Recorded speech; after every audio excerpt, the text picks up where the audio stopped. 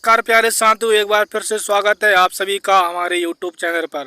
साथियों, आज हम बात करते हैं मसूर की, जो कि काफ़ी राज्यों में, बिहार में सबसे तेज़ मसूर की खेती की जाती है और मध्य प्रदेश में भी मसूर की खेती होती है।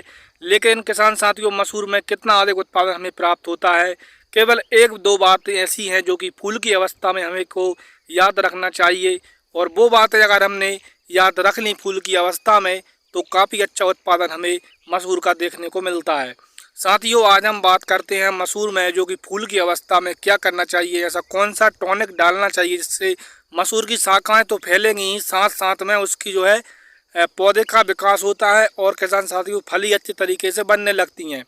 तो काफ़ी कुछ वीडियो में देखने को आपको मिलेगी, लेकिन इससे पहले अगर आपने हमारा चैनल सब्सक्राइब नहीं किया है तो कृपया चैनल को सब्सक्राइब करें और वीडियो को लास्ट तक ज़रूर देखें। किसान साथियों, मसूर में अगर आपको भारी ज़मीन है, गहरी ज़मीन है, तो पानी आपको सोच समझ कर देना चाहिए, क्योंकि मसूर को ज़्यादा पानी देने की कोई आवश्यकता नहीं होती है। इसलिए साथियों, आज हम बात कर रहे हैं मसूर की खेती की, क्योंकि साथियों मसूर में पानी की आवश्यकता काफ़ी कम पड़ती है और पतली ज़मीन में मसूर खेती अच्छी तरीके से होती है, लेकिन उसमें पानी की आवश्यकता पड़ती है। गहरी ज़मीन में मसूर खेती अच्छी तरीके से होती है, लेकिन पानी की आवश्यकता कम पड़ती है। तो साथियों, बात करते हैं मसूर खेती की। इससे पहले अगर आपने हमारा चैनल सब्सक्राइब नहीं किया है तो सब्सक्राइब करें। चलते हैं वीडियो की तरफ।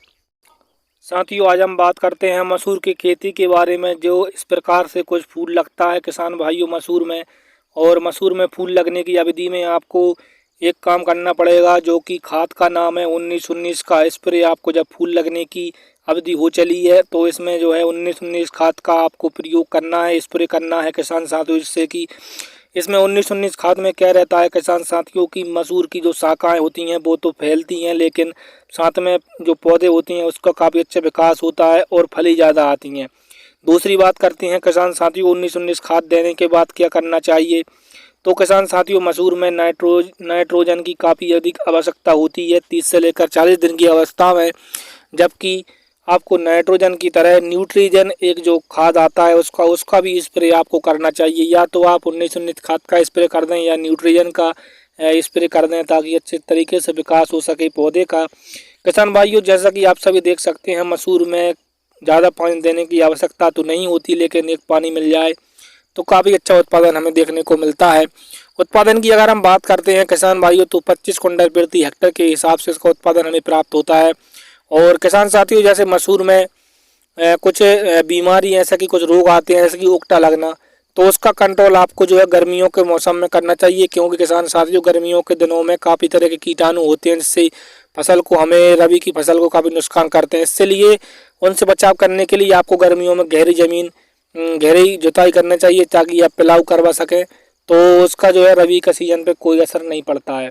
और दूसरी बात किसान साथियों, मसूर की अगर हम बात करते हैं, तो मसूर में उत्पादन की प्राप्ति के लिए आपको जो है एक पानी ही देना, आवश्यक रूप से एक पानी देना जरूरी है। और आवश्यक हो तो दें, नहीं हो तो कोई ज़रूरी नहीं है। और किसान साथियों, इसका स्प्रे आपको 19-19 खाद का स्प्रे करना चाहिए।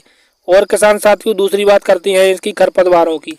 तो खरपतवार मसूर में काफ़ी तरीके से हमें नुकसान भी पहुंचाते हैं, तो उसका खरपतवारों को आपको जो है उखाड़ के फेंकना है और निंदाई गुड़ाई कर दें। निंदाई गुड़ाई करने का सही टाइम क्या होता है भाइयों, निंदाई गुड़ाई आप तब करें जब आप मसूर में पहला पानी लगा दें, उसके बाद सारे खरपतवार उगकर ऊपर आती हैं।